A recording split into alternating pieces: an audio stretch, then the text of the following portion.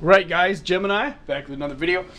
Today we're going to be discussing arguably the worst pay-per-view in the history of the WWF/WWE. Believe me, there's been a ton of bad pay-per-views. I mean, if you go back and look at their numbers from like 93, 94, 95, their pay-per-view buy rates were bad. I mean, I'm talking bad.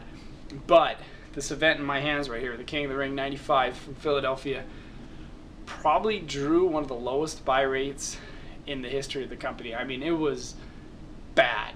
I mean, the actual King of the Ring tournament was filled up with like average preliminary wrestlers. The WWF was so corny in June of 95, and this was Philadelphia. This was the ECW country, and like Savio Vega and the Road Dogg. Road Dogg was not a star yet. Road Dogg was Jeff Jarrett's lackey at the time. He hadn't hit it big with DX yet. So these guys were not, it was not a very, I mean, he had wrestlers like Quang and people like that. I mean, your shining stars in the WWF at this time in 95 were, you know, Shawn Michaels and Bret Hart and The Undertaker, which, you know, they were still early in their development at the time. So King of the Ring 95 in Philly was coming off the heels of Bam Bam Bigelow just getting kicked out of the $1 Million Corporation because he lost his match with Lawrence Taylor in Hartford in 95 at the WrestleMania 11. So Bam Bam gets kicked out of the $1 Million Corporation. So now the big Bam Bam makes his big face turn, and he tags up with Diesel. And Diesel was your world's champion, probably one of the lowest drawing WWF world's champions of all time. And then, you know, you got Sid. You know, he was a good heel. And then you got Tatanka. But Sid never belonged in a PG form. And Tatanka had lost some of his steam from when he turned on Luger at SummerSlam 94. He had lost some steam at that point and joined the corporation. And there was no real direction for Tatanka at that time. I mean, listen to some of these names in this. I mean, Bob Holly and Rhodey. Kama.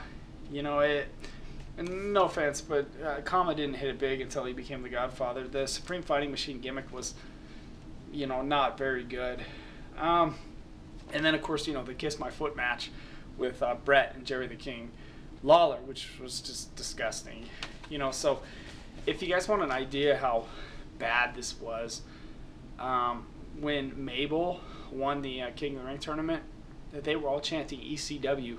Everybody in the Philadelphia Spectrum where they did this from was chanting ECW.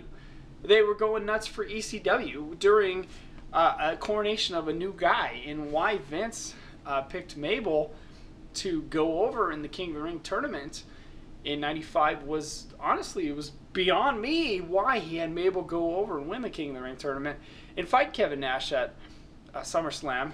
And then you bring, you know, you go forward to SummerSlam 95, you know, you have Mabel and Diesel, and Mabel does such a terrible job in the match and hurts Nash that Vince was ready to fire Mabel, and it was just terrible. And then you have Mo out there, you know, openly on camera saying, Mabel's going to be the first black world's champion, and I was like, it was bad. And King of the Ring 95 drew a very, very low number, and I would say out of all the King of the Ring events, this one has to be legit the worst, and probably one of the worst pay-per-views in WWE history, when in 95 in Philly, WWF was completely out of touch with what the crowd there in Philly wanted. Completely out of touch.